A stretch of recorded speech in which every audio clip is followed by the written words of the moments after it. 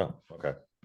Hello, everybody. I'm Hot Rod Bob, and you've got GAAS, the Great American Auto Scene, since 1990, your source for automotive information, some fun information, and we're talking about cars. And this time I got Chuck with me. Chuck, we met at Moon Eyes this year, Yes, and we did. you've got one heck of a story because I followed you on Facebook. You drove out from Fort Worth, Texas. Now, driving out from Fort Worth, Texas really isn't that big a deal if you're driving a modern car. Tell us a little bit about your trip because it was far from uneventful.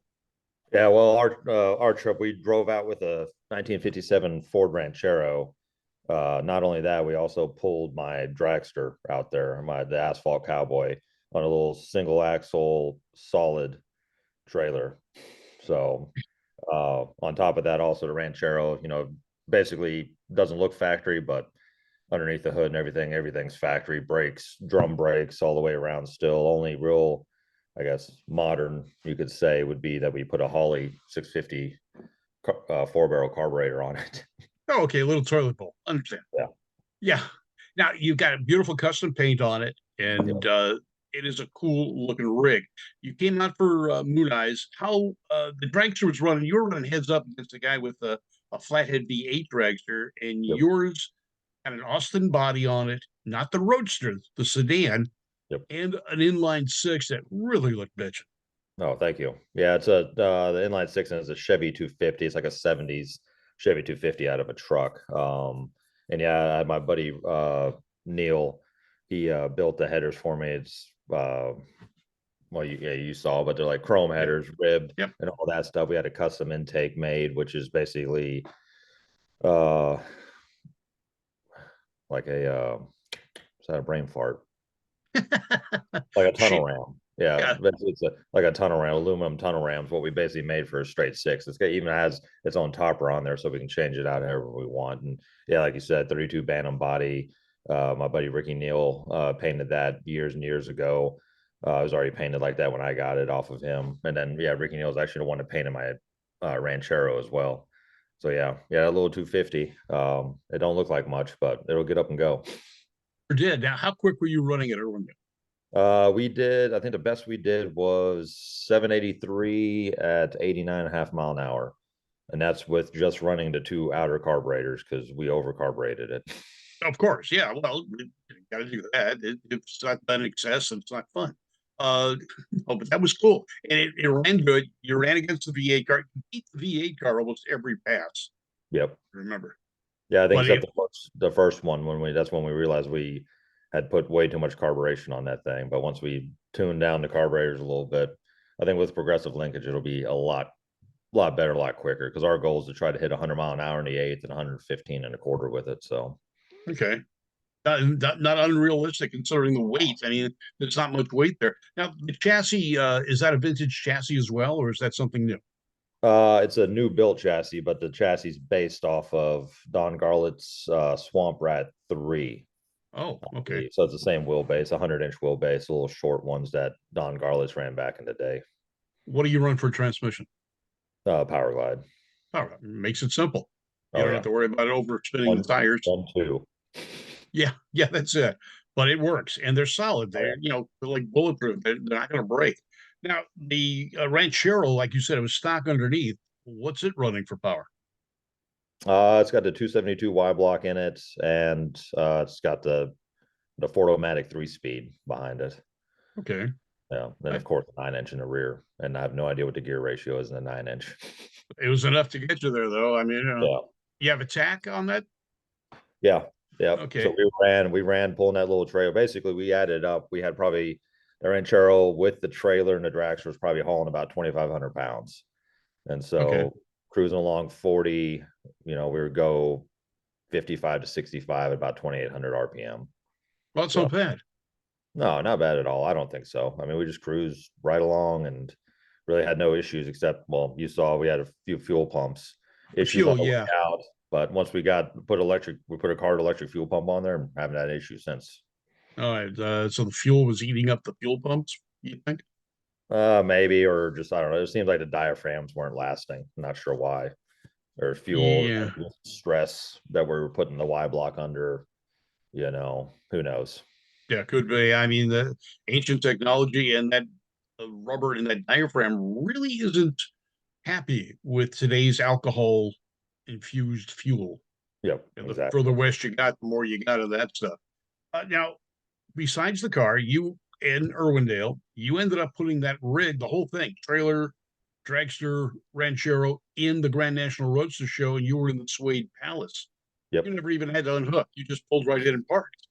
Well, the funny part was that we actually unloaded the car. There's a video on Instagram, I think, and Facebook where we unloaded the car, we drove the car in, we drove it around in the Wade Palace building, and then somebody was like, "But it was on the trailer." I was like, "Yeah, but I wanted to hear it in the building." So we drove it in, drove it around in the building, went back out, put it back on the trailer, and then hauled the whole rig in, and then set it up in the Wade Palace. All right, when you left, the weather was a little threatening. Did you Yeah. hit much of an issue getting out of there? Minus no, the rain. I mean, it's the rain is the rain. On the way there, we drove through heavy fog, snow, sleet, and everything else. So at that point, we were really used to it. And then we stayed the night in California and realized that tonneau cover just soaked through. So we had a few things that got wet in the back of the Ranchero. But it was funny when we left. Once we got outside of Barstow, there wasn't a drop of precipitation all the way back to Fort Worth, Texas. Of course not. Why would they need rain? It's a desert. Come on. Uh, Now we're looking at your hat. Yep. Tell us a little bit about this organization or magazine and such that you have started. So yeah, Cheers to Culture's been a brand for a while, and I think if you can see the logo, there's a band-aid on that Yep, slick. yep. So about when was it? 2000, I'll say 18, maybe 17. Probably no, it was 18. I was going to the Hot Rod Reunion. I was living in California. I was still in the Army station of Fort Irwin, and I was driving. I had a little Model A coupe, 28 Model A Sport Coupe, or not Sport Coupe, Special Coupe, because it had the vinyl wrapped all the way around, but still a metal roof. Right. Had a Pontiac 389 and cheater slicks on the back, and I was driving up 58, and I blew out one of my cheater slicks on 58, so it slung me off the road, and yeah, so I was just stuck there, and I ended up getting my car hauled to Don Waldron's shop in Ridgecrest and Broads West, and then I hitched a ride to Bakersfield, and so a buddy of mine, the guy I actually bought my that coupe off of, he was already a little inebriated, we'll say. And he was giving me hell the whole day. And he's like, "Oh, you should just put a band-aid on the tire. You should put a band-aid on the tire." So I came up with this logo as a joke, made stickers, and then the brand grew from there. And then yeah, I have Cheers to Culture, and then I also have Rod and Style. And we just came out with Rod and Style magazine, which was debuted at the Grand National Roadster Show, and then Cheers to Culture Illustrated, which is at the printers right now, and it'll be released in the next 2 weeks or so once we get it back from the printer. And That's then cool.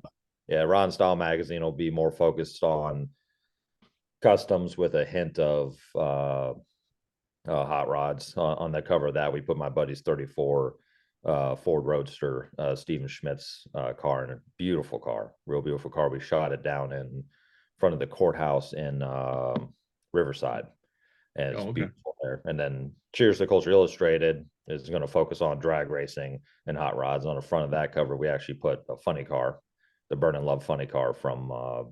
Walls, Mississippi. That's going to be cool. Now, if someone wants to get a subscription, sign up for this, where do they find you?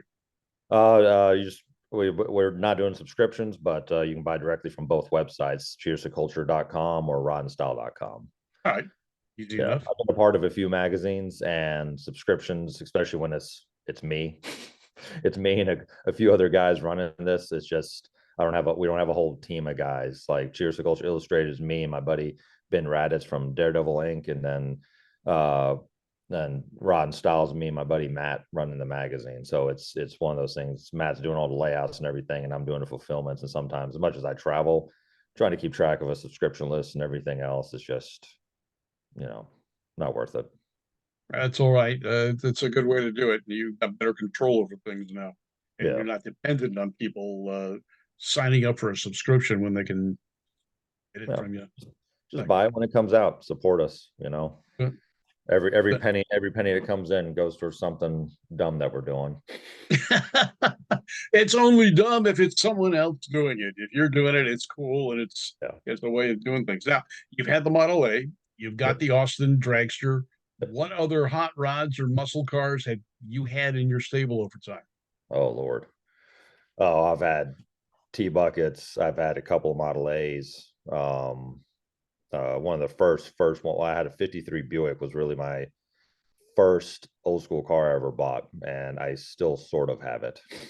Sort of But have it. Okay. yeah, yeah. When I was 17, I bought it when I was like 17, 18. It was like the first one I actually bought, and then, but right before I joined the army, me and my buddies decided to chop it.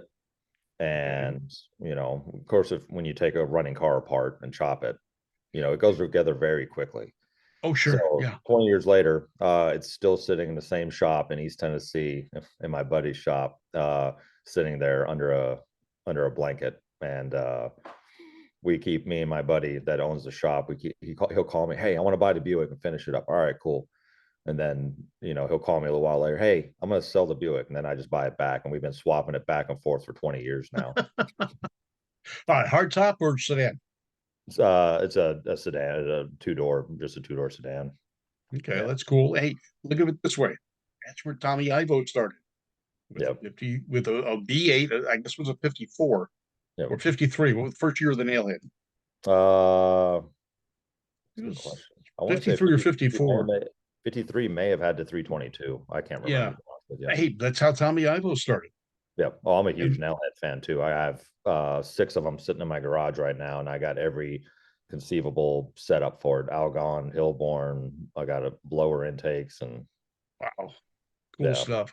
I do like the looks of those Buicks, and they do run real well. They were killers on the drag strip back in the day, and Ivo proved that for many years using nailheads in his dragsters, including yep, the four-engine car. yep. They're torquey engines. I have Yep. one plan. Hopefully, within the next 2 years, I want to build a rear engine dragster with Oh, a nailhead in it. I got a design on Cheetos Culture called uh, burning gas, hauling ass. And it's like this just a little slant nose front uh, rear engine dragster. That's a little short wheel, but I mean that's not going to be a long wheelbase. It's going to be 120 inches maybe. okay. Basically driver, engine, rear end. What more do you So, need? I mean, yeah, we think back. You look at the photographs of the early days of the first rear-engine cars. yep, That's pretty much what they were. yep. They weren't That's long exactly. wheelbase like Garlett's started producing in the early 70s. Yep. So yeah, no, that's period perfect. Oh Uh, yeah. you're going to need a bigger trailer, We'll probably build another trailer because we were thinking about that the other day because if we can't really pull it on, we have to back it on because of weight distribution. right? So I'm gonna have to probably build a whole other trailer. Darn.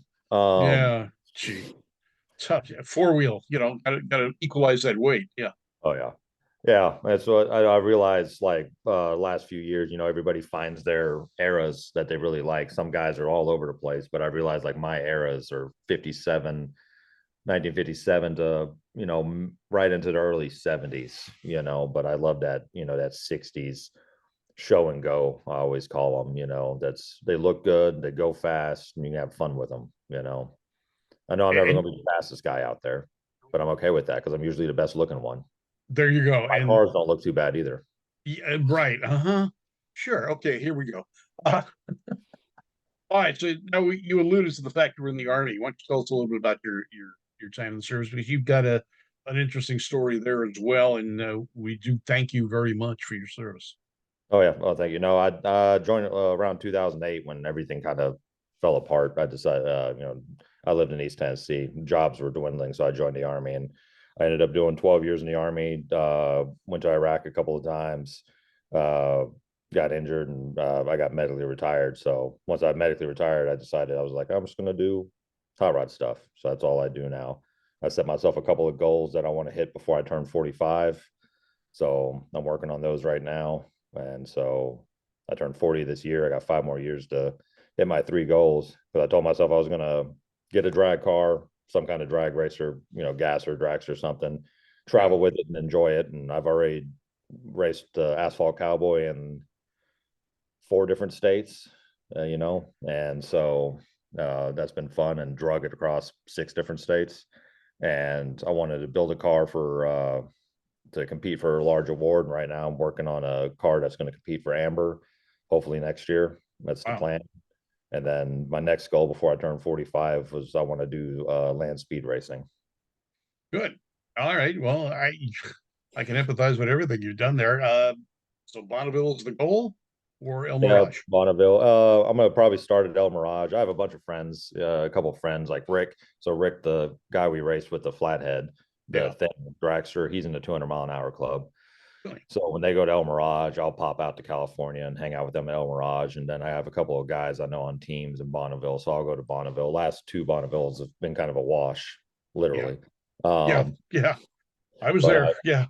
yeah, and I'll go out there and hang out with those guys and just kind of learn the ways because Bonneville's, land speed racing is not like anything else. Everything about drag racing and hot rodding and all that stuff just goes out the window. Yeah, it does. I mean, the only technology is keep the engine together, Yep. and And the keep the car on the chassis are, ground. yeah, keep it on the ground. And there's a bunch of different theories on that. We spoke with Danny Thompson a while back, and he likes wings. He Hmm. likes aerodynamics. But then you talk to the engine builder for the team that I hang around with, John Beck, and he says add weight. Yeah. And the problem with the adding weight is you got to stop it. Yep. And the wings, you got to get that right angle. Yep. And so it's a fine line. But I tell you, I love Bonneville Racing in the fact that it is totally entrepreneur and engineering by people who are not necessarily engineers. It is Yep. true hot rodding. Oh yeah. Which is like what Chico does. Yes. When we're out there, went out, hung out with Chico and checking out his land speed car, and which is mind blowing. Sometimes when you look at some of that stuff, you're looking all, you're like, man, that is a lot of things just going on, and they all have to work. Yeah.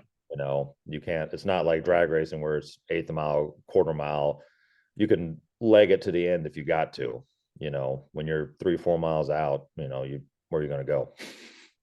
Yeah, that's it. And you haven't got the hard hit off the line. In most cases, you're geared such that you've got to be pushed Yep. away from the starting line. And it's just a whole different thing because you're holding on to the car for a lot longer than 6 or 7 seconds. Yep. And it's a hell of an experience. And I've been hooked on it. I've been there for the last 4 years. And it's, other than the pedal jumping we've done the last 2 years, it Yeah. is just an amazing place and it's iconic. Yeah. Um, so you got some plans, you've got some goals, you've been out here and you want to do an amber car. Any timeline on that amber car? Hopefully, well, I'm coming back out to California, and March is sitting up at Rods West right now. But Okay. the chassis done, mostly everything we need to chrome is chromed. We got the correct wheels and all of that stuff. So, it comes at this point we're to it's a fiberglass body, and so we got some fiberglass work to do on the body a little bit, and then interior and paint. And we just dynoed the motor. It's a 327 blown small block Chevy with a BDS blower and all their period stuff, correct stuff from the 70s. Because what we're doing is recreating a car that Don Waldron built in 1978. It was on the cover of Rod Action magazine, January '81. Okay. So that car Oh, disappeared. The only piece left from that car that we have is a steering wheel. So I'm building a okay. car on the steering wheel, basically. Well, hey, that's enough motivation right there. So Yep. Rod West, you're coming out in March. You're coming out for their car show. I may. I'm trying. Okay. Kate keeps bugging me about it. It just Yeah. depends on my timeline and everything else. I may just fly out there and then come back and drive out there. It just depends on my timeline. Yeah, All right. Well, I love Kate. Kate's like the older sister. So Kate, complete side note here, sort of. So my hat, right? yeah. That's Kate's dad's hat. Really? Yeah. So Kate's dad, so I've known Kate for a while because I've known Don for a while. And so Kate's dad, I guess, used to race Corvairs back in the day. So I had a Yeah. Corvair And I traded her dad to Corvair for a Wagoneer when I lived out in the desert. So I had the Wagoneer, ran out in the desert with the Wagoneer, and he died last year. And when he died, I got the Corvair back because he never changed it out of my name. So he's just running Oh, around with the gee. white plates. And I was like, man, whatever. I don't care. It's fine. You know, it's an old car. Yeah. But she gave me all his cowboy hats because she's like, you're the only one I know that wears cowboy hats. So I got all of his cowboy hats. He had four cowboy hats. I got them all. And I told her, I was like, I'm going to turn this into my asphalt cowboy hat. And she's like, what do you mean? I said, I'm going to reshape it a little bit for me. Just that I like that, the Fort Worth sharp cut, you know. Right. And I said, I'm going to have everybody sign it as we're traveling and stuff. And she's like, and when I sent her a picture of it after I had Ricky write Asphalt Cowboy in the back, like she called me a little emotional about it, you know. So Good. yeah, Yeah, so kind of a side she's note great. there. Oh, I Yeah, love she's Tracy. a great lady. She I always is. thought she's the older sister I never wanted. Yeah, she can be fun. For those of you not knowing who we're talking about, Crafty Kate on Facebook, Yep. and she's working with Rods West to put on a car show March 20, or was it March 16th? I think it's March. Yes, March something. Yeah, Well, March I'll something look it up up in Inyokern. so we don't lie to people. No, we don't want to do that. Let's see, Crafty You Cake. pull it up. Crafty Kate. Yeah. Inyokern. It says charity March car 16th. show, March 16th. I Yep. know I'm going to be there. My friend, the pinstriper Johnny Martinez, is coming up. We're going to have the Queen of Destruction from Irwindale. She's going to be up there bringing up her demo car, and Hot Rod Holly is coming up. It's just going to be a great event. Last year, about 100 or so cars, if I remember correctly. And Yeah, I this think year, this I'm year. sure it's going to be bigger. Oh yeah, and Ben from Devil Inc., the guy that does my layout for Cheers to Culture Illustrated, he's going to be up Yeah. there. He's a photographer, and he's bringing like the Bent Valves Car Club, and I think who else is? Well, Ian Russell's going to be out there Yeah. again. Oh yeah, Uh, he'll be out there. Yeah, and then they're doing the thing in Randsburg that Saturday night and Sunday, calling it the Randsburg Riot, and they're going to go out there there and we stay go. with some Airbnbs or something to hang out in Randsburg that night as well. So it'll be a good No. time. I think it's good. And Inyokern, you know, a lot of people, I don't know if they know like the history of Inyokern. Inyokern used to have a drag strip there, and Yep. it was like the place to go race for the longest time.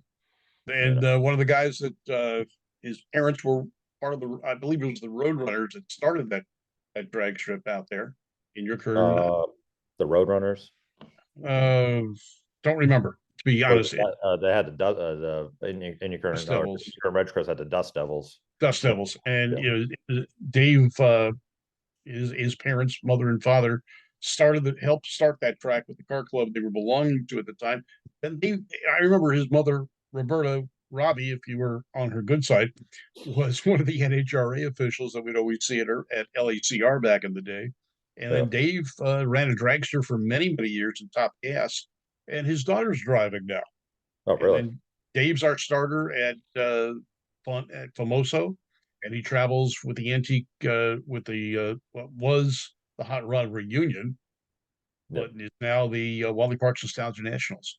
Yeah. So he and I work together on a regular basis, and we became friends when he was racing at LECR back in the day. So he's not driving much anymore, but and he did play tag with a race car this last year, unfortunately. The They, race car won. oh, Uh, he got knocked down and little shoulder damage, but he's back to abnormal, just like he well, was before. So we'll be. I'm hoping to see him out there as well because hey, in Ukraine is where he lives, and he runs a trophy shop up, as far as I know. oh, really? Yeah. So we'll see what happens there. Chuck, it's going to be great seeing you out at Crafty Kate's the Rod West Car Show at the Classic Burger. Hopefully, we get to see you there in March 16th. See you again at Grand Nationals. You'll be Oh, yeah. back out. The goal is this next year, right? Yep. Yep. Okay, And I'll plan on coming back out and racing at Moon Eyes again. good. If I'm gonna be And out there, I might as well try to drag something out there to race. We'll see what you know, happens. you might as well. I mean, after all, that's what the track is for. Hey, hopefully, maybe see you at Bowling Green too for the Sound Nationals there. Yeah, yeah, we got a few races planned. We're looking at Bowling Green and the Strange Drag Race up in Oh, okay, Washington. good. Um, Nice Yeah, choices. oh yeah, the strange drag race. I mean, I've been there a couple of times. Never took a car to race. I always just flew up there and hung out with those guys. But that track is just beautiful. It's like you're drag racing in the pine trees, and Oh, I was like, I gotta all the strange guys that I keep getting texts. I feel like they all get together and they're like every other day, like, hey, it's your turn to text Chuck. You come to the races? So now I kind of gotta go. So we'll see. It'd be cool. Get the asphalt cowboy out there and race with him. I don't know if I'll do the ranchero and asphalt cowboy trip again that way, but we'll see. If yeah. not, At that I time might of year, ride the you might need ranchero air route again conditioning. next year. You might need some air conditioning on that trip. Maybe. So yeah, newer vehicle might be a good idea. But Oh anyway, yeah. hey Chuck, it's great talking with you. Great Too. meeting you at Moon Isis last year, and this year, not last year, it was this year, and again at Grand Nationals. And I do appreciate you sitting with us there at Grand Nationals as well. Your show will be showing up very shortly on Talking About Cars, our sister show. And Awesome. now you've got GAAS, the Great American Auto Scene. You have a great day. Take care, and we'll let you know when everything airs, and we'll go from there. Appreciate you. All right, thanks. Hang in there a second.